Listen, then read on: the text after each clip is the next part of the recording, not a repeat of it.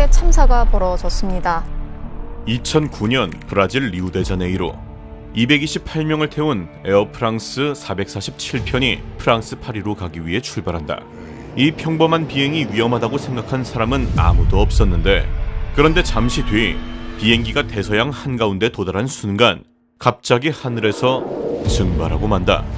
비행기에는 한국인을 포함 무려 32개국 사람들이 타고 있었고, 그 즉시 인류 전체에 비상이 걸리게 되었고, 영국 BBC, 한국 KBS를 비롯한 전 세계 언론에 뉴스가 쏟아지기 시작하는데, 그런데 6일 뒤 브라질 해안에서 51구의 시신과 비행기의 잔해들이 발견되며 비행기가 바다에 추락한 것이 아니냐는 추측이 쏟아지게 되는데, 세계 정부는 나머지 승객들과 블랙박스를 찾기 위해 심해를 뒤지기로 결정. 결국 미 해군의 심해 탐사선부터 프랑스의 핵 잠수함까지 인류의 최신 기술들이 동원되어 심해를 샅샅이 뒤졌지만 블랙박스만큼은 결코 발견되지 않았으니, 광활한 심해에서 서류 가방 크기의 블랙박스를 하나 찾는 일은 서울 전체에서 500원짜리 동전 한 개를 찾는 것과 같은 일. 그렇게 1년이 지나고 2년이 지나며 세계가 사고를 서서히 잊어가기 시작하던 그때, 심해 잠수정 한 척이 수심 4,900m에서 마침내 블랙박스를 발견한다. 그리고 블랙박스를 열어본 전 세계는 너무나 소름 끼치는 사고의 원인에 엄청난 충격에 휩싸이게 되었으니, 때는 2년 전 사고 당일인 2009년 6월 1일 새벽, 228명을 태운 비행기는 대서양 한가운데의 적도 수렴대로 진입하고 있었다. 적도 수렴대는 적도 부근에서 거대한 뇌우구름이 수직 14km까지 치솟아 오르는 악기상 지역으로 에베레스트 산의 20배 높이에 달하는 초거대 구름의 벽이 비행기 앞을 가로막는 곳인데, 그러나 에어프랑스 447의 기장 마르크 뒤브와는 이 시점에서 조종실을 떠나 휴식을 취하러 나가버렸으니, 사실 조종사들은 이미 여러 번 이곳을 통과해봤기에 평소대로라면 특별히 걱정할 만한 구간은 아니었기 때문, 그렇게 조종실에는 2명의 부기장만 남게 되었으니, 비행시간 6,500시간의 베테랑 다비드 로베르와 비행시간 2,900시간으로 비교적 경험이 적은 피에르 보닌. 그렇게 기장 없이 뇌우구름을 통과하던 새벽 2시 10분, 비행기 앞쪽에서 갑자기 절대 일어나면 안 되는 일이 벌어지고 말았으니, 바로 피토관이 얼어붙어 버린다. 피토관은 비행기 앞쪽에 있는 작은 막대 모양의 관으로, 비행기는 이 관 안으로 들어오는 공기의 압력으로 비행기가 자신의 속도를 계산해내는 일종의 속도계인 셈인데, 그런데 하필 그날의 뇌우구름은 평소보다 더욱 거대했고, 그렇게 비행기가 뇌우구름을 통과하는 순간 피토관 안으로 얼음 결정이 밀려 들어오기 시작, 순식간에 피토관 3개가 전부 얼어붙어 버리며 더 이상 속도를 알 수 없게 된다. 그리고 여기서부터 본격적인 지옥이 시작되었으니, 바로 자동으로 항해할 수 있는 장치인 오토파일럿이 꺼지게 된 것. 오토파일럿은 속도 정보가 없으면 작동할 수 없기 때문에 그대로 멈추게 되었고, 자동으로 날아가던 비행기는 순식간에 수동으로 전환되고 만다. 즉, 핸들에서 손 떼고 자율주행으로 가던 자동차가 운전 중 갑자기 수동으로 전환된 것이나 마찬가지인 상황인데, 11,000m 상공, 칠흑 같은 한밤중 뇌우 한가운데서 갑자기 수동 조종을 하게 된 두 부기장. 사실 이 정도는 훈련된 조종사들이라면 충분히 극복할 수 있는 범위의 위기였지만, 여기서 본인 부기장이 절대 해서는 안 될 행동을 하고 말았으니, 에어프랑스 447의 오토파일럿이 꺼지자 본인 부기장은 자신이 조종권을 가져가겠다고 선언한다. 본인 부기장은 로베르 부기장에 비해 한참 경력이 부족한 상태. 그러나 이 정도는 문제없다고 판단한 로베르는 이를 수락하는데, 지금부터 내가 조종해보겠다. 알겠다. 그런데 조종을 시작한 본인은 자신도 모르게 조종 스틱을 뒤로 당기고 만다. 비행기는 보통 스틱을 뒤로 당기면 위로 상승을 하게 되는데, 그러나 현재 비행기가 있는 곳은 11,000m 상공, 이미 운항이 가능한 최고 고도에 가까웠다. 이 고도에서 더 올라가면 공기가 너무 희박해져 날개가 공기를 붙잡지 못하게 되고 비행기는 그대로 뚝 떨어지게 된다. 이게 바로 조종사들이 가장 두려워하는 통제 불가 현상인 스톨인데, 그러나 이 비행기는 에어버스 A330, 에어버스는 두 조종석 좌석 밑에 사이드 스틱이 따로따로 붙어있는 방식으로 좌측에 앉은 로베르는 옆에 앉은 본인이 스틱을 뒤로 당기고 있다는 사실을 전혀 알 수 없었다. 그렇게 비행기가 뜨며 결국 스톨이 발생하였고,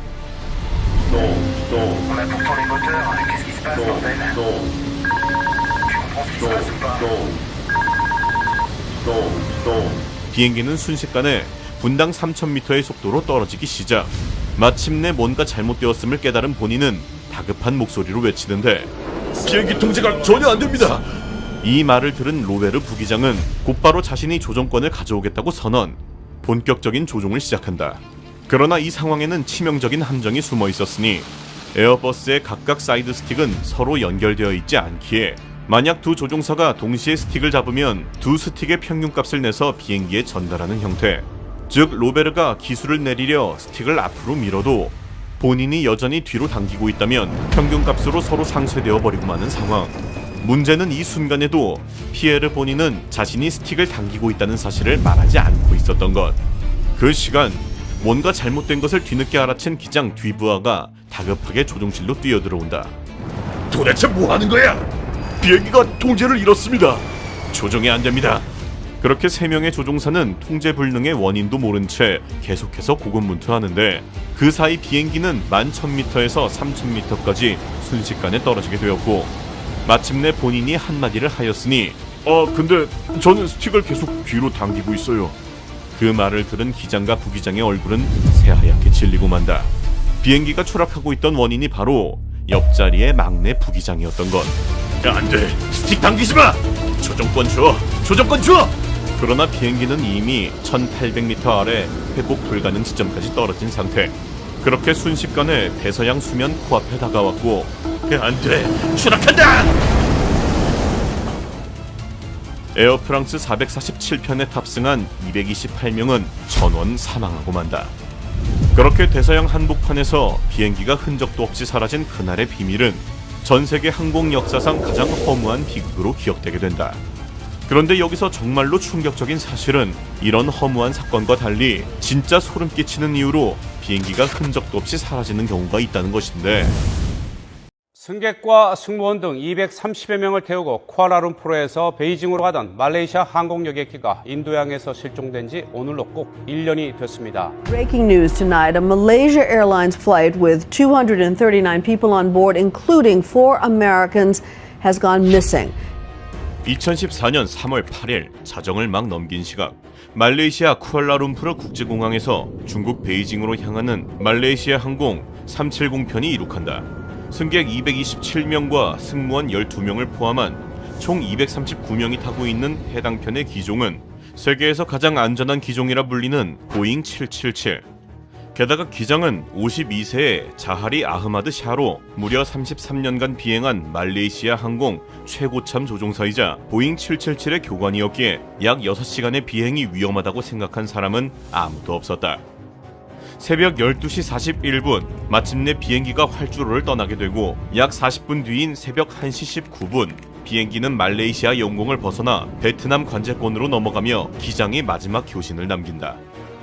Malaysian 370, contact Ho Chi Minh 120.9. Good night.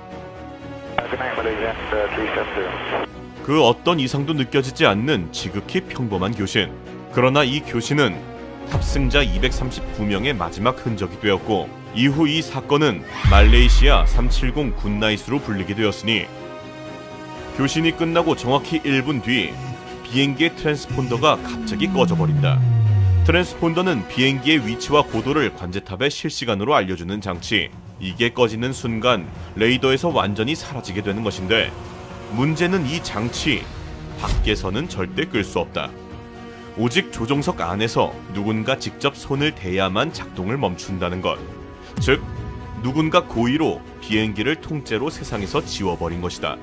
그리고 이때부터 본격적인 지옥이 시작되게 되었으니 트랜스폰더를 끈 비행기는 원래 목적지인 베이징으로 가지 않았고 얼마 뒤 말레이시아 군사 레이더에 포착된 비행기의 이동 경로는 그야말로 충격적이었다.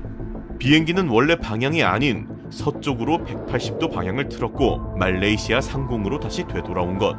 피낭섬 위를 선회하듯 지나간 뒤 말라카 해협을 가로질러 수마트라 섬 끝자락을 스치며 인도양 방향으로 날아갔는데 이것이 소름 끼치는 점은 이 경로가 말레이시아와 인도네시아 양국의 레이더 사각지대라는 것. 마치 두 나라의 레이더 범위를 정확히 알고 있는 사람이 설계한 것처럼 두 나라 사이의 경계선을 따라 날아간 것이다. 그렇게 우연이라고 보기엔 너무나 정교한 경로를 통과한 비행기는 새벽 2시 22분경 군사 레이더에서 그대로 사라진다. 그런데 여기서 더 충격적인 것은 베트남 관제탑이 비행기가 자국 영공에 들어오지 않는 것을 확인하고 말레이시아에 2차례나 연락했지만 말레이시아 당국은 무려 4시간이 넘도록 수색을 시작조차 하지 않았다는 것인데 239명이 탄 비행기가 하늘에서 사라졌는데 4시간 동안 아무도 찾지 않았던 것.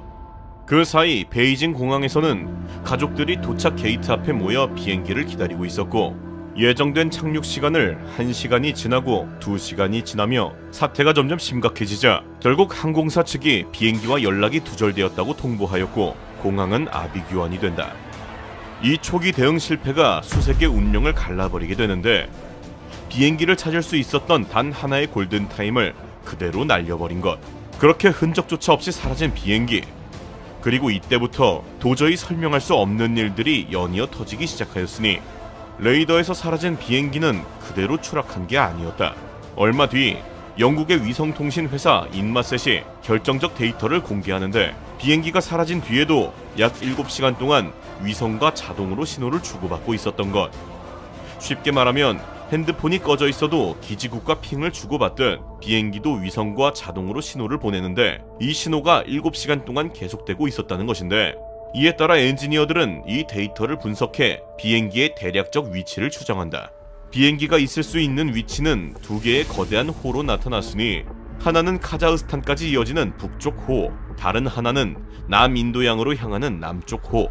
그러나 북쪽 경로는 태국, 인도, 파키스탄 등 여러 나라의 레이더망을 통과해야 하는데 어디서도 포착되지 않았기에 비행기는 남인도양으로 날아간 것이 확실시되었다. 그런데 이 사실이 밝혀지기까지 무려 일주일이 걸렸고 그 일주일 동안 수색팀은 엉뚱한 곳인 남중국해를 뒤지고 있었다.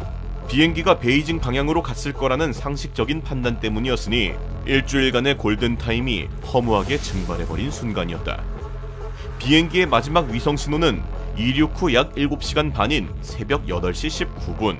비행기에 실린 연료로 비행할 수 있는 최대 시간과 거의 정확히 일치했는데 이는 곧 연료가 바닥나 엔진이 멈추고 그대로 바다에 추락했다는 것을 의미하는 것이었다.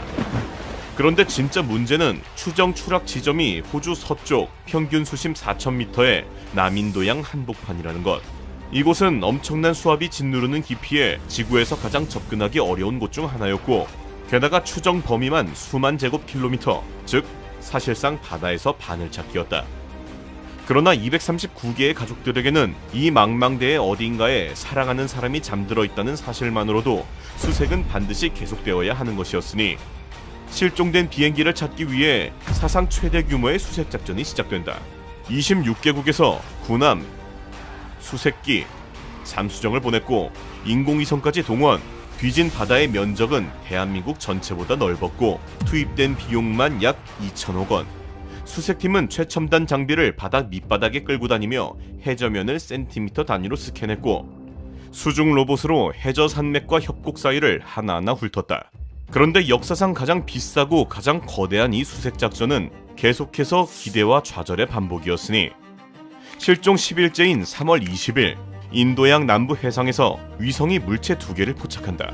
비행기 잔해로 수정되는 거대한 부유물이었는데 수색팀은 희망을 품고 해당 지점으로 달려갔지만 건져 올린 것은 바다를 떠다니던 고철 쓰레기에 불과했다. 그로부터 6일 뒤 이번엔 더 결정적인 위성사진이 공개되는데 무려 122개의 부유물이 한 곳에 밀집해 있었던 것. 이 정도면 비행기가 산산조각 난 잔해가 틀림없다고 모두가 확신했는데 수색 끝에 밝혀진 정체는 해류에 쓸려온 쓰레기 더미였다. 바다는 비행기의 흔적이 아닌 인간이 버린 쓰레기만을 내놓고 있었던 것. 그런데 4월 6일 기적이 일어난다. 남인도양 수색을 진행하던 호주 합동수색 조정센터가 수심 4,500m 아래에서 블랙박스의 신호를 잡아낸 것이다. 블랙박스만 찾으면 비행기가 왜 방향을 틀었는지 239명에게 무슨 일이 있었는지 모든 답이 나온다. 수색팀은 배터리가 방전되기 전에 인양하기 위해 사투를 벌였는데 문제는 신호가 수심 4,500m에서 올라오고 있었다는 것. 그 엄청난 수압이 짓누르는 그 깊이에서 정확한 위치를 찍어내기란 거의 불가능에 가까웠고 결국 4월 14일 블랙박스의 신호는 배터리가 방전되어 멈추게 된다. 답을 알려줄 유일한 장치가 스스로 입을 다물어버린 순간 그렇게 수색팀은 또다시 침묵에 빠지게 되는데, 그러나 1년 뒤 전혀 예상치 못한 곳에서 비행기의 흔적이 나타나기 시작했으니 지난달 29일 아프리카 동부 인도양에서 발견된 여객기 잔해가 실종됐던 말레이시아 항공 MH370 편의 부품으로 확인됐다고 말레이시아 정부가 공식 발표했습니다. 2015년 7월 29일 아프리카 마다가스카르 동쪽 프랑스령 레위니옹 섬 해변을 청소하던 한 주민이 파도에 떠밀려온 길이 약 2m의 이상한 잔해를 발견하는데, 조사 결과 이 파편은 보잉 777의 날개 부품인 플래퍼론이었고 1년 번호를 대조한 결과 MH370의 부품이 확실했다. 실종 후 1년 반 만에 추정 추락 지점에서 약 4,000km나 떨어진 곳에서 첫 번째 물증이 나온 것이다. 이후 아프리카 동해안 곳곳에서 약 27개의 파편이 추가로 발견되었는데, 모잠비크의 해변에서는 날개 플립 조각이, 남아프리카에서는 동체 외벽 파편이, 마다가스카르에서는 랜딩 기어 문이 발견됐다. 충격적인 것은 이 랜딩 기어 문이었는데 2022년 공개된 분석에 따르면 문의 손상 패턴은 추락 당시 랜딩 기어가 내려져 있었음을 보여주는 것. 바다 한가운데서 추락하면서 랜딩 기어를 내린다는 것은 비상 착수를 시도한 것이 아닌 기체에 최대한 충격을 주려는 의도적인 행위. 그리고 그 행위를 할 수 있는 단 한 사람, 조종사 자하리였는데, 실종 직후 기장 자하리의 자택을 압수수색한 경찰은 그의 방에서 비행 시뮬레이터를 발견한다.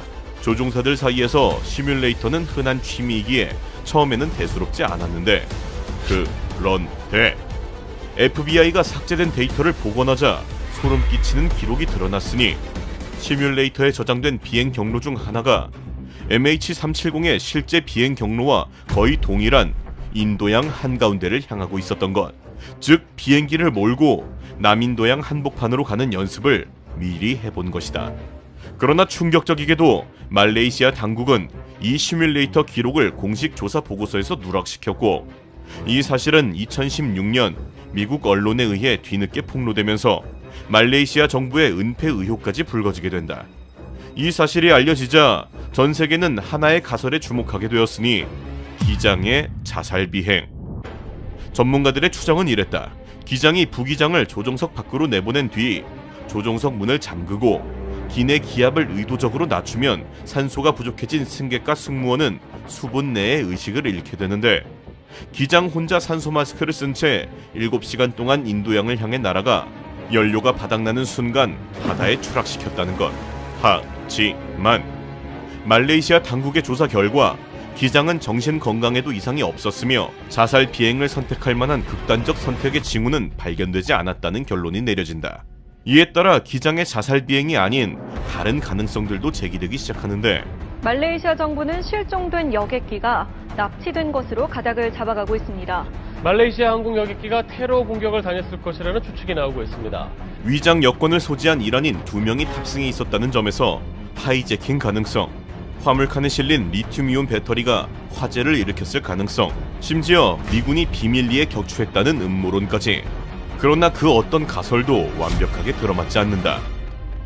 결국 2018년 최종 보고서는 비행기가 고의로 항로를 이탈한 것은 확실하지만 누가 왜 그랬는지는 비행기 속 블랙박스를 찾기 전에는 알 수 없다는 결론을 내리게 되는데, 그리고 마침내 2018년 미국 해양 탐사 기업 오션 인피니티가 해당 비행기의 블랙박스를 찾기 위해 나선다. 못 찾으면 돈을 안 받겠다는 파격적인 조건이었지만 결과는 실패. 그리고 그로부터 7년 뒤인 2025년 12월 실종 11년 만에 또다시 수색이 재개되었으니 이번에는 수심 6,000m까지 잠수 가능한 최첨단 자율 수중 드론이 투입된다. 해저면에 3D 이미지를 만들고 퇴적물 아래까지 초음파로 투시하는 전례 없는 기술이었는데, 그리고 2026년 3월 드디어 공개된 수색 결과는 또다시 실패. 12년 동안 역대 가장 많은 돈을 쓰고 가장 넓은 바다를 뒤지고 가장 첨단 기술을 동원했지만 보잉 777은 한 조각도 나오지 않았다. 239명의 가족들은 12년째 답을 기다리고 있다. 위성 사진에 찍힌 물체는 쓰레기였고 블랙박스 신호는 배터리와 함께 사라졌고 떠밀려온 파편 27개는 239명 중 단 한 명의 흔적도 알려주지 못했다. 매번 찾을 수 있을 것 같았고 매번 손끝에서 빠져나간 것이다. 과연 MH370은 발견될 수 있을까? 아니면 영원히 바다만이 알고 있는 미스터리로 남게 되는 것일까? 그러나 모든 비행기 사고가 이렇게 미스터리로 끝나는 것은 아니었으니 출발한 프로펠러는 현재까지 도착을 못하고 승객 115명을 태운 여객기의 실종 소식이 전해지자 승객의 가족들은 오열하기 시작한다.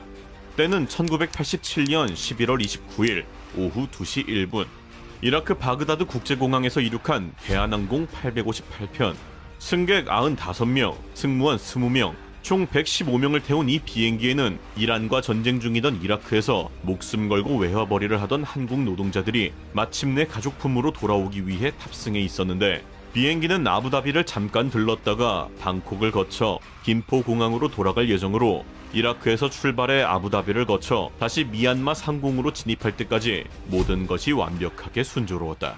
그리고 오후 2시 1분 미얀마 안다만 해역 상공 585편의 기장은 관제탑과 교신을 나누는데 QA 858 위치 수신. 다음 교신 지점 타보이. 방콕 관제소와 교신 발음. 굿바이 로저. 그러나 비행기는 다음 교신 지점이라고 말한 타보이 상공에 끝내 나타나지 않았고 인도양 한가운데서 흔적도 없이 증발해버린다. 그 시각 김포공항 입국장에는 858편 도착을 기다리는 115명의 가족들이 빼곡히 모여있던 상태였는데 그러나 그 시간이 한참 지나도 858편은 도착장에 나타나지 않는다. 1시간이 지나고 2시간이 지나도 비행기는 끝내 오지 않았고 결국 한참의 시간이 흘렀을 때 출발한 프로펠러는 현재까지 도착을 못하고 도착장에 모여있던 가족들은 그 자리에 그대로 주저앉아 오열하기 시작하는데 한국 정부는 즉시 비상사태를 선포, 공군 정찰기와 인근 국가 수색대, 안기부까지 모든 수단을 총동원해 인도양 위를 샅샅이 수색하기 시작한다. 그러나 수색이 일주일이 지나도록 비행기 잔해는커녕 시신 한 점조차도 발견되지 않았고 대한민국 전체가 충격에 빠지게 된다. 그런데 이때 해당 비행기의 중간 기착지였던 아부다비 공항에서 이상한 보고 하나가 올라오기 시작하였으니 비행기에서 폭탄을 두고 내린 사람이 있었습니다. 1987년 11월 29일 오전 실종된 858편 탑승 명단을 샅샅이 확인하던 조사관의 눈에 이상한 두 사람이 포착되게 되었으니 그들의 정체는 바로 70대 남자 일본인 하치야 시니치와 그의 딸 하치야 마유미. 이 일본인 부녀는 바그다드에서 858편을 탑승한 뒤 아부다비에 잠깐 경유한 사이 그대로 다른 비행기로 갈아탄 채 바레인으로 떠나버렸는데 여기서 충격적인 사실이 밝혀졌으니 먼저 이들은 858편에 자신들의 짐을 두고 내렸는데 그 짐은 라디오 한 대와 양주 한 병이 다였다. 그 외에는 가지고 탄 다른 짐이 단 한 개도 없었던 것. 심지어 두 사람이 들고 있던 일본 여권 역시 위조 여권이라는 사실이 밝혀지게 되는데 한국과 일본 정부 당국은 이 두 사람을 추적, 결국 바레인 공항에서 다른 비행기를 타려던 이 일본인 부녀를 곧바로 검거한다. 그런데 검거 직후 전 세계가 경악할 한 장면이 벌어졌으니 70대 일본 노인은 체포되는 순간 품 안에서 담배를 꺼내 입에 무는데 이 평범해 보이는 담배 끝에는 독성이 강한 청산가리가 들어있었고 노인은 담배를 물고 그 자리에서 즉사. 옆에 있던 20대 여자 역시 같은 담배를 재빨리 입에 물려고 하는데 이를 본 사람들이 여자에게 그대로 달려들어 입을 강제로 벌리고 담배를 빼냈고 여자는 현지 병원으로 이송, 간신히 목숨을 건진 뒤 그대로 한국에 압송된다. 그리고 이 일본인 부녀의 충격적인 정체가 밝혀지게 되었으니 1987년 12월 15일 20대 일본인 여자 하치야 마유미는 흰 마스크로 입을 막은 채 한국으로 압송된다. 그 뒤 안기부 신문실에 도착한 여자는 한국말은 한마디도 못한다며 입을 완전히 닫아버리는데 그러나 당시 안기부는 말 그대로 정말 무시무시한 곳. 그렇게 버티고 버티던 그녀는 한국에 도착한 지 8일째 되던 날 갑자기 한국말로 입을 열게 되었으니 용서해주세요. 제가 했습니다. 그녀의 진짜 정체는 하치야 마유미가 아닌 김현희, 25살의 북한 공작원이었다. 평양의 외교관 집안에서 자란 그녀는 어렸을 때부터 외모와 머리가 출중하기로 유명했고 결국 17살 어린 나이에 공작원으로 발탁. 이후 7년 동안 외국어, 격투기, 폭탄 다루는 법까지 특수훈련을 받았고 25살이 되던 해 처음으로 받은 공식 임무가 바로 KAL-858 폭파작전이었던 것. 그리고 같이 다니다가 현장에서 즉사한 70대 노인의 정체 역시 실제 이름은 김승일, 북한이 자랑하는 40대 최정예 공작원으로 정교한 분장으로 70대 노인 행세를 하며 김연희와 부녀로 위장하고 다녔던 것.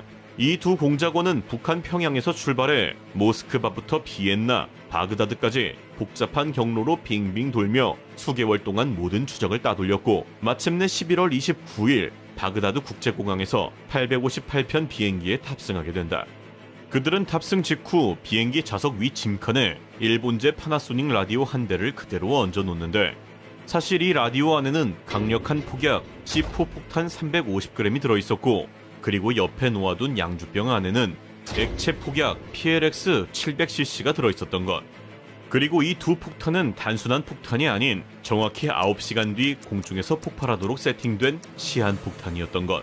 그렇게 두 공작원은 시한폭탄을 짐칸에 둔 채 중간 기착지 아부다비에서 유유히 내렸고 그렇게 공작원이 떠나고 정확히 9시간 뒤 115명을 태운 858편이 미얀마 안다만 해역 상공을 지나가던 바로 그 순간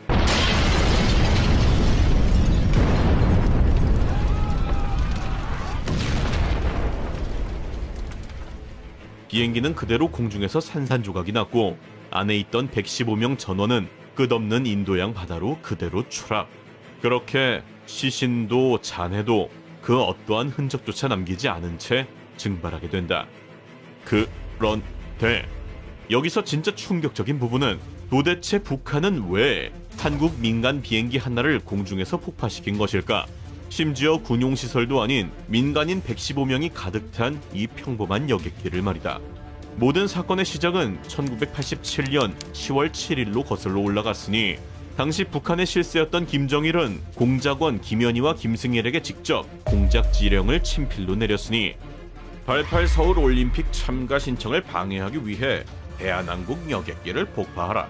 당시 북한은 1988년 서울에서 열릴 올림픽 개최권을 한국에게 빼앗긴 상태였고 남북 공동 개최로 하자고 한국에게 줄기차게 요구했지만 모조리 거절당한 상황이었다. 심지어 한국은 1년 전 1986년 서울 아시안게임까지 성공적으로 치러낸 상태로 1988년 올림픽까지 성공적으로 치러낸다면 남북 간 위상 차이가 돌이킬 수 없을 만큼 벌어진다고 판단. 결국 북한은 이걸 어떻게든 막기 위해 한국은 위험한 나라다라는 것을 세계에 보여주기 위해 대규모 테러를 준비했던 것. 민간 여객기 한 대를 공중에서 폭파시키면 한국행 비행기를 타려는 외국인 자체가 줄어들 것이고 결국 88 올림픽 참가국 자체가 수직으로 추락해버린다고 계산했던 것. 게다가 이 폭파 사건이 발생한 시점은 한국 13대 대통령 선거가 정확히 2주 앞으로 다가온 시점으로 선거 직전 115명이 한순간에 사망하는 초대형 참사로 국민의 마음을 완전히 흔들어 남한 내 사회 갈등을 최대치로 끌어올리고 보수와 진보의 충돌을 유발시켜 한국을 내부에서부터 무너뜨리는 것이었다. 올림픽 무산, 남남 갈등, 대선 흔들기까지 이 세 가지를 동시에 노린 거대한 정치 공작이었던 것. 그렇게 비행기 테러로 115명의 한국인을 그대로 죽게 만든 김연희는 안기부 신문실에 갇혀 8일 동안 입을 다물게 된다. 그런데 신문 도중 안기부가 보여준 한 영상이 김연희의 마음을 움직이게 한다. 그것은 바로 서울 시내의 영상. 서울의 모습은 북한이 가르쳐준 굶주리고 가난한 남주선이 아니었고 쇼윈도우 안의 상품들과 거리에 즐비한 자동차, 그 안에서 마음껏 웃고 떠드는 행복해 보이는 사람들까지 결국 자신이 평생 속아왔다는 사실을 깨달은 김연희는 그렇게 9일째 되던 날 스스로 입을 열게 된다. 그런데 정말 충격적인 것은 이 사건의 결말이었으니 1988년 1월 15일 서울중앙지검 앞 115명을 죽인 26살의 북한 공작원 김연희가 자신이 한 일을 하나하나 토해낸다. 수사 결과 국회 김정일의 지령에 따라 자행된 가공할 만행임이 밝혀졌습니다. 라디오에 배터리를 갈아입고 그리고 9시간으로 폭발 스위치를 동작시켰습니다. 전 세계는 충격에 빠졌고 미국은 즉시 북한을 테러 지원국으로 지정하게 되는데, 그리고 2년 뒤인 1989년 3월 김현희의 재판. 그 결과는 동기와 수단, 방법에서 지극히 잔인하고도 악랄한 소행, 피고인에게 사형을 선고한다. 115명을 한순간에 죽인 북한 공작원에게는 당연한 결과였다. 그런데 이듬해 1990년 4월 김현희는 사형 확정 단 15일 만에 노태우 전 대통령의 특별 사면을 받아 그대로 자유의 몸이 되는 사상 초유의 사태가 발생하는데, 정부가 밝힌 이유는 단 하나, 바로 김현희가 북한 테러의 산 증인으로서의 가치가 크다고 판단했기 때문이라는데, 당시 한국은 북한의 테러 만행을 전 세계에 알려 국제사회에서 북한을 완전히 고립시키는 결정적인 카드가 절실했고, 김현희의 입에서 나온 자백 한마디가 그 어떤 외교 문서보다 강력한 무기가 된다고 판단한 것. 유족들은 이 결정에 거리에서 통곡했지만 이미 김현희는 사형수에서 벗어나 새 인생을 시작한 뒤였다. 이후 김현희는 신변 보호를 명목으로 안기부 직원과 결혼, 신분을 완전히 감춘 채 두 아이의 엄마로 조용히 살아가게 되었고, 이후에는 이제 여자가 되고 싶어요라는 자서전을 직접 출간하며 북한 테러의 실체를 전 세계에 증언하는 인물로 살아가게 된다. 이후 2020년 대구 MBC 취재진이 수심 50m 안다만 해저에서 858편 동체로 추정되는 잔해를 33년 만에 처음 발견했지만, 지금까지 정부의 본격적인 인양은 이루어지지 않은 채 그대로 멈춰있는 상황이고, 결국 115명의 유족들은 38년이 지난 지금까지 사랑하는 사람의 흔적조차 돌려받지 못한 채 여전히 이름 모를 먼 인도양 바다를 바라보고 있다. 분명히 말씀드리건대 칼 858기 사건은 북한에 의한 천인 공로할 테러 사건일 뿐입니다. 1971년 크리스마스 이브, 페루 아마존 상공. 갑자기 번개를 맞은 한 비행기가 공중에서 그대로 산산조각 난다. 탑승객 92명 중 91명이 사망하였고, 부서진 비행기의 잔해는 그대로 아마존 정글에 처참하게 흩어지고 말았으니, 그런데 이 참혹한 현장 속에 살아남은 단 한 명이 존재하였으니, 그 정체는 바로 17살의 여고생 줄리안 케프케. 이 어린 소녀가 살아남은 방식은 그야말로 상상을 초월했으니, 좌석에 묶인 채 3000m 공중에서 추락을 시작으로 온갖 맹수와 위험이 가득한 아마존 정글 한복판을 홀몸으로 단 11일 만에 빠져나왔으니, 역대 최악의 항공사고이자 인류 최고의 생존기로 불리는 이 이야기의 시작은 1971년 크리스마스 이브로 거슬러 올라간다. 1971년 12월 24일 페루의 수도 리마공항. 17살 여고생 줄리아는 엄마와 함께 한 비행기에 오르게 되었으니, 바로 탑승객 86명에 승무원 6명, 총 92명을 태운 란사항공 508편. 둘의 목적지는 아마존 한가운데에 있는 작은 도시 푸칼파로. 그곳엔 동물학자인 아빠가 가족과 크리스마스를 함께 보내기 위해 기다리고 있었다. 그런데 이날 출발을 앞두고 조금 묘한 일이 있었으니, 원래 모녀는 이 비행기가 아닌 다른 항공사표를 예매해 두었으나 일정이 꼬이는 바람에 결국 란사로 바꿔버린 상황. 게다가 이 란사 항공은 당시 페루 현지에서 사고가 잦기로 악명이 자자했던 항공사였는데, 그러나 다른 대안이 없었기에 둘은 비행기에 오르게 된다. 그러나 이 하나의 선택은 모녀의 운명을 영원히 바꿔놓고 말았으니, 오후 12시 36분 비행기는 무사히 하늘로 떠올랐고, 처음 25분 동안은 이렇다 할 문제 없는 평온한 비행이 이어진다. 그러나 고도 6,400m에 이르자 비행기는 갑자기 거대한 뇌우 구름 속으로 빨려 들어가게 되는데, 극심한 난기류에 기체는 미친 듯이 흔들렸고, 머리 위 선반에서는 짐들이 쏟아져 내렸다. 창문 밖은 온통 시커먼 구름에 쉴 새 없이 치는 번개와 천둥 소리. 옆자리의 엄마는 케프케의 손을 꼭 잡아주는데, 그런데 바로 그 순간 비행기 오른쪽 날개에 번개가 정통으로 내리치며 연료 탱크가 폭발. 비행기는 그대로 공중분해된다. 그리고 줄리아는 부서진 좌석에 안전벨트로 묶인 채 3000m 상공에서 아마존 정글을 향해 빙글빙글 추락하기 시작하더니, 잠시 뒤 세상은 완전히 꺼져버린다. 얼마나 시간이 흘렀을까 눈을 뜬 줄리안. 몸은 부서진 좌석에 여전히 묶여 있었고, 주변에는 아마존 정글이 눈에 들어온다. 줄리안은 급히 엄마를 찾았으나 옆자리에 앉아있던 엄마는 이미 사라진 뒤 그러나 홀로 남은 이 소녀의 진짜 지옥은 이제부터 시작이었으니 아마존 한가운데 추락 후 정신을 차린 줄리아는 천천히 몸 상태를 살피기 시작하는데 쇄골은 부러졌고 종아리는 찢어졌으며 온몸에는 셀 수 없을 만큼의 멍이 보였다. 게다가 안경은 박살이나 거의 보이지 않았고 신발도 한 짝만 남은 상태에 옷은 얇은 민소매 원피스 한 장이 다였다. 즉 아마존 정글에서 살아남기에는 절대 불가능한 조건. 게다가 이제 막 건기가 끝난 아마존 정글은 본격적인 우기가 시작되는 최악의 시점이었다. 그러나 이 소녀는 보통 소녀와는 많이 달랐으니 바로 동물학자 부모를 따라 어릴 때부터 실제 아마존을 경험한 진짜 정글의 딸. 그녀의 아버지는 그녀에게 늘 한 가지를 반복해서 가르쳐 왔으니 정글에서 길을 잃거든 무조건 물을 따라 걸어라.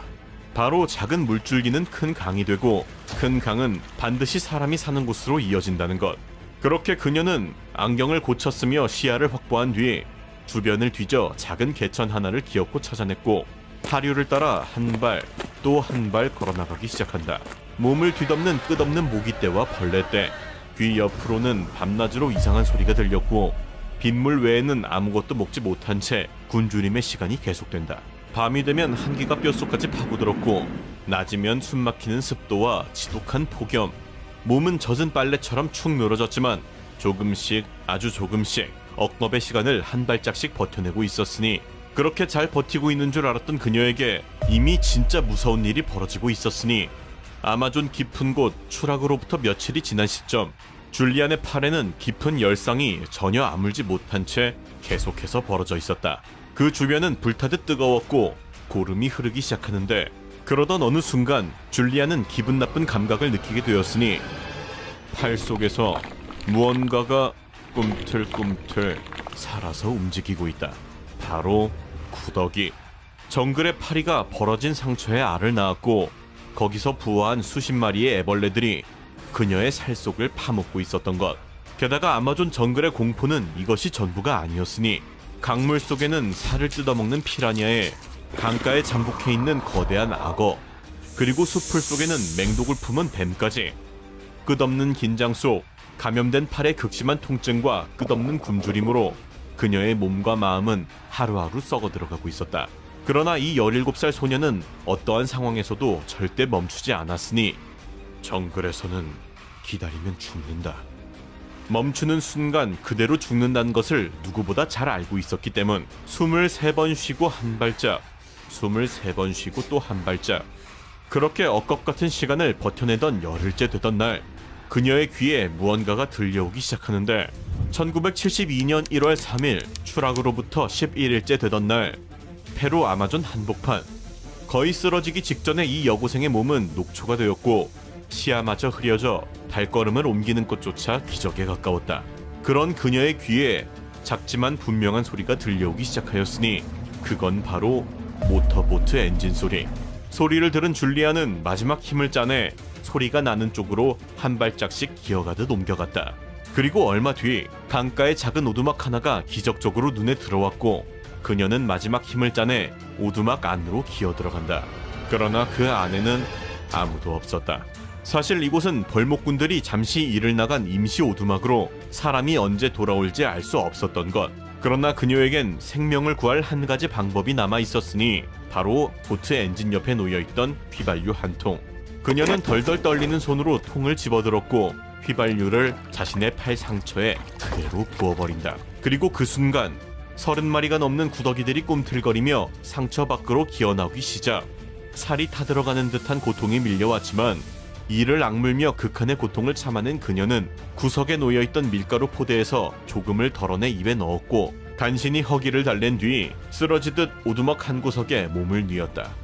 그렇게 밤이 지나고 다음날 오후 멀리서 사람들의 목소리가 들려오기 시작했으니 여기 사람이 왜 있지? 일을 마치고 돌아온 벌목꾼들이 거의 시체나 다름없이 쇠약해진 소녀를 발견한 순간이었다. 그들은 그녀에게 물과 음식을 조금씩 먹였고 다음날 아침 보트에 그녀를 태운 채 7시간을 달려 가장 가까운 마을 푸칼파로 이송하게 된다. 그리고 전 세계 신문 1면을 장식한 기사, 탑승객 92명 중 유일한 생존자 17살 소녀가 그 누구도 믿기 어려운 방식으로 살아 돌아온 순간이었다. 그런데 그녀가 구조된 이후 모두가 사망하고 오직 소녀 한 명만이 살아남은 진짜 충격적인 이유가 밝혀졌으니 줄리안이 혼자 살아남은 것은 단순한 운이 아니었으니 먼저 3km 상공에서 떨어졌음에도 살아남을 수 있었던 이유는 바로 아마존 정글의 울창한 나무 캐노피, 수십 미터 높이의 거대한 나뭇가지들이 낙하 충격을 단계적으로 흡수해준 것. 게다가 그녀가 묶여있던 좌석이 떨어지는 도중 빠르게 회전하면서 마치 낙하산 같은 역할을 해주었던 것.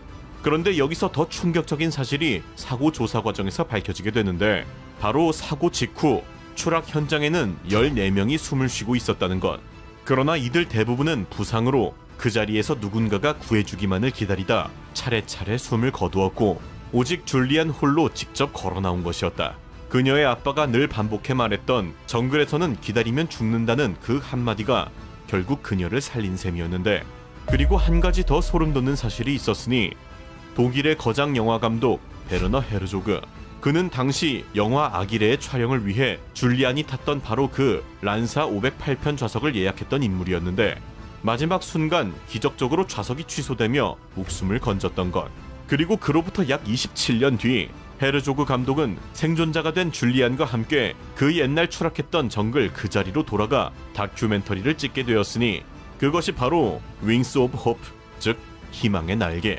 그리고 다시 세월이 흘러 70대 할머니가 된 줄리안. 그녀는 지금도 한때 자신을 죽일 뻔했던 바로 그 정글, 페루 아마존의 팡구아나 연구소에서 여전히 새와 자연을 연구하며 살아가고 있다. 그녀는 한 인터뷰에서 이렇게 말했으니 정글은 내게서 엄마를 앗아갔지만 동시에 나를 살려줬습니다. 92명이 탄 비행기가 3km 상공에서 산산조각 났고 그중 단 한 명, 17살의 소녀가 11일 만에 혼자 걸어서 정글을 빠져나왔다. 그러나 충격적인 비행기 사고는 사실 시작에 불과할 뿐 인류 역사상 가장 충격적인 비행기 사고 중 꼽히는 사건은 따로 있었으니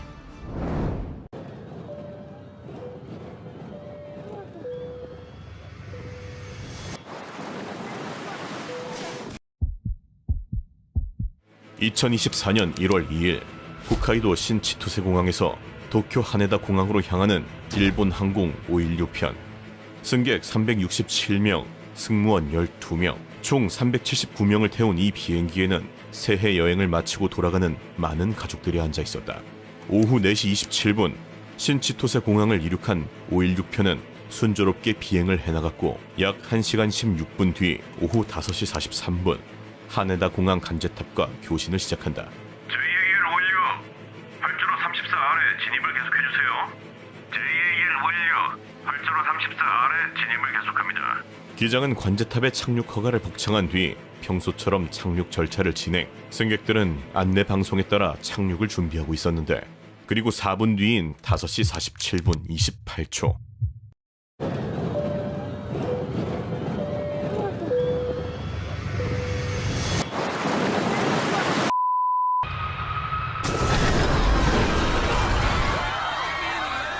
어두운 하네다 공항에 착륙하는 바로 그 순간 어두운 활주로 위에 멈춰있던 또 다른 비행기와 그대로 충돌하고 만다.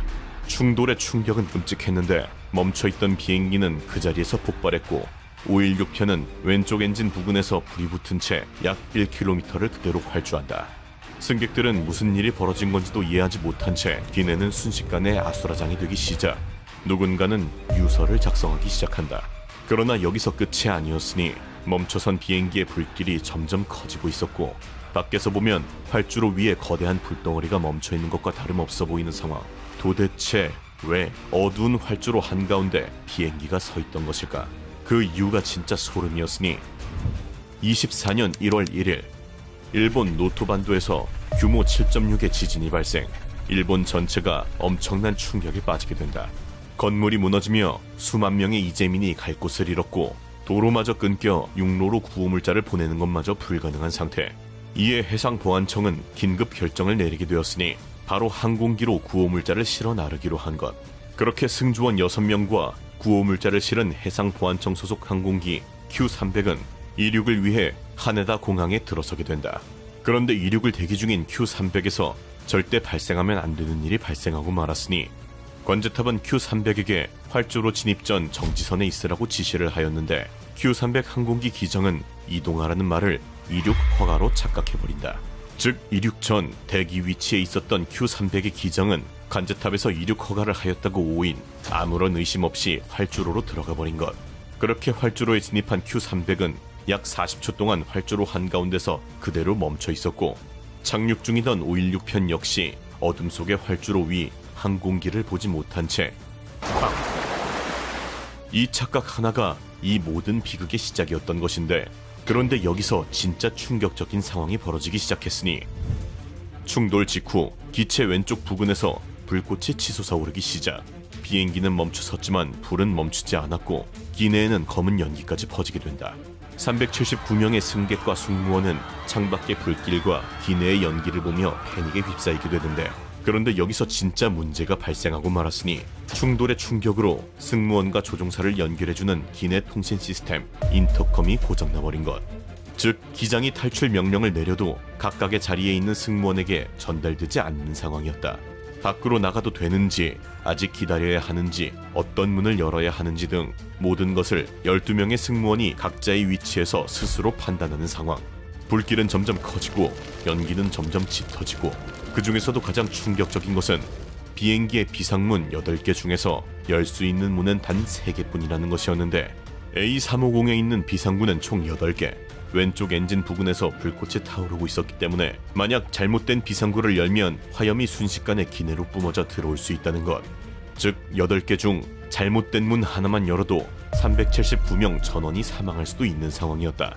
이때 승무원들은 기장의 지시도 없이 각자의 위치에서 창밖을 확인하고 스스로 판단을 내리기 시작하는데 각 비상구를 담당하는 승무원들은 창밖의 상황을 확인하며 화염이 보이는 쪽인지 안전한 쪽인지를 순간적으로 판단하기 시작. 그렇게 엄청난 집중력으로 전방 2개, 후방 1개, 총 3개의 올바른 문을 열게 된다. 그러나 진짜 문제는 이때부터 시작이었으니 탈출까지 남은 시간은 단 90초밖에 없다는 것. 비행기 화재 시 90초가 지나면 연료에 불이 옮겨 비행기 전체가 화염에 휩싸이게 되고 그렇게 되면 비행기 안에 남아있는 사람은 살아남을 수 없다. 이때부터 승무원들의 1분 1초의 모든 판단들이 379명의 생사를 가르게 된다. 먼저 승무원들은 공포에 빠진 승객들에게 소리친다. 짐 무조건 버려! 자세 낮춰서 빨리 움직여! 평소라면 예의 바른 일본 항공사의 승무원에게서 절대로 나올 수 없는 반말과 명령이었지만 생명이 걸린 이 순간에는 예의보다 속도가 우선이었던 것인데 실제 5년 전 러시아 모스크바에서 발생한 아에로플로트 참사에서는 비상 착륙 후 화재가 발생했을 때 승객들이 캐리어를 꺼내느라 통로를 막아버렸고 그렇게 탈출이 지체되어 78명 중 41명이 그대로 불길 속에서 사망하고 만다. 즉 자신의 짐을 챙기려는 몇몇 사람들의 이기심이 수십 명의 탈출을 막아 41명의 목숨을 앗아간 참사였던 것. 그러나 516편의 승무원과 승객들은 이 비극을 반복하지 않았으니 일본 항공은 기내 안전 영상에서부터 비상 상황을 강한 어조로 경고해왔고 승무원들 역시 매년 이 순간만을 위한 비상 탈출 훈련을 반복해왔던 것. 승객들은 캐리어를 버렸고 아이를 안았고 승무원의 지시에 따랐다. 연기 속에서 서로의 손을 잡고 자세를 낮춘 채 비상구를 향해 나아갔고 아이를 안은 부모들은 아이를 가슴에 꼭 안은 채 슬라이드를 향해 뛰었다. 그렇게 한 명 한 명 비상 슬라이드를 타고 어둠 속으로 뛰어내렸고 그렇게 모두가 슬라이드를 타고 빠져나가게 된다. 그야말로 일본 특유의 질서의식과 승무원의 철저한 통제가 만들어낸 기적이었던 것인데 불길 속에서도 승무원들은 승객들이 모두 탈출할 때까지 끝까지 자리를 지킨다. 연기가 가득한 기내에서 자신들은 질식할 뻔하면서도 낮은 자세로 승객들을 유도하며 혼란을 막고 질서를 유지하며 한 명도 빠뜨리지 않고 모두를 빼내고 있었던 것인데 그렇게 승객 전원이 비행기 밖으로 나간 뒤 마지막으로 비행기에서 내린 사람은 바로 기장. 기장은 연기로 앞이 보이지 않는 기내를 구석구석 확인하고 남아있는 사람이 없는 것을 확인한 뒤에야 불타는 비행기에서 빠져나온다. 기장 탈출 직후 기체 내부로 불길이 빠르게 번지면서 비행기는 그대로 전소. 무려 6시간 동안 계속해서 불타올랐고 진화가 끝난 뒤 남은 건 시커먼 금속 잔해뿐이었다. 불과 몇 시간 전까지 379명의 생명을 태우고 있던 비행기의 마지막 모습. 안타깝게도 충돌한 Q300에서는 승조원 6명 중 5명이 사망하는 비극이 발생하였지만 여객기의 승객 367명, 승무원 12명, 379명은 전원 생존하게 된다. 이 기적적인 사고 이후 전 세계 항공사들은 비상탈출 훈련을 재점검했고 승객들의 수화물 규정을 더욱 엄격하게 강화하기 시작했으며 한국에서도 비상탈출 시 수화물 금지에 대한 경각심이 크게 높아지게 된다.